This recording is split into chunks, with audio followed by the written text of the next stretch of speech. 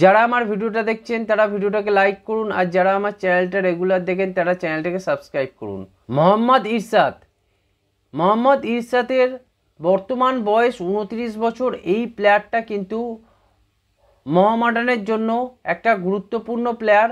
এই প্লেয়ারটা মূলত সেন্টার ব্যাক পজিশানে খেলে থাকে। মোহাম্মদ ইরশাদ তার পারফরমেন্স আই লিগের অনুযায়ী যথেষ্ট ভালো ছিল, কিন্তু আইএসএলের ক্ষেত্রে মোহাম্মদ ইরশাদের কেমন পারফরমেন্স থাকে সেটা একটা দেখার বিষয়। কেননা মোহাম্মদ ইরশাদ এর আগে ইস্টবেঙ্গলে খেলেছে, ইস্টবেঙ্গলে সেইভাবে সুযোগ করে উঠতে পারেনি, কিন্তু মোহামেডানে এসে আই লিগেতে যথেষ্ট ভালো পারফরমেন্স করেছে এবং বেশিরভাগ ম্যাচেই মোহাম্মদ ইরশাদকে প্লেয়িং 11-এ দেখা গেছে।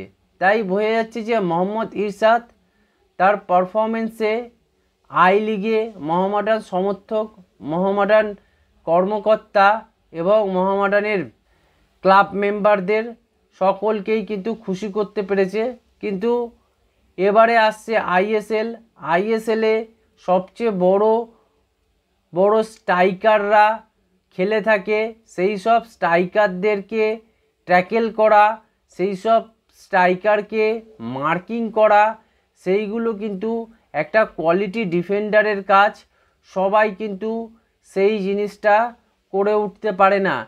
যেখানে ক্লেটন সিলভা খেলবে, ডায়মন্ড ট্যাকোস খেলবে, এছাড়া দিমিত্রি পেট্রাটস খেলবে, জেসন কামিংস খেলবে, নোয়া সাদুই খেলবে, বিভিন্ন ধরনের রয় কৃষ্ণার মতো প্লেয়াররা আছে।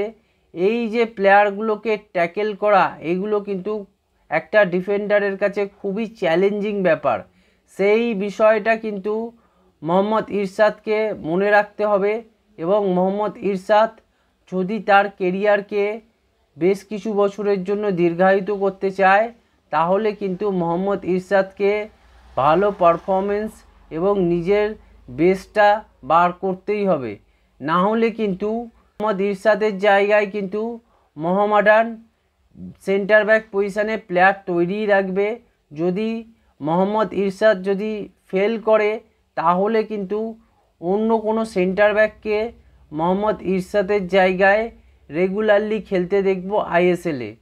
তাই মোহাম্মদ ইরশাদ যদি নিজেকে তার আইএসএল কেরিয়ারকে সুনিশ্চিত করতে চায়, তাহলে তার গেমকে অনেক আপ করতে হবে এবং গেমটাকে যাতে অপোনেন্ট টিমের প্রত্যেকটা খেলোয়াড়কে মার্কিং করা যায় এবং তার যে পজিশানিং সেন্সটা, সেই সেন্সটাকে কিন্তু কাজে লাগাতে হবে।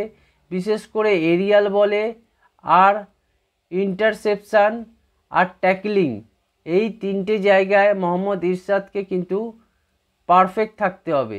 যদি কোনো মিস্টেক করে, তাহলে কিন্তু মোহাম্মদ ইরশাদ নাও খেলতে পারে পরবর্তী ম্যাচগুলো।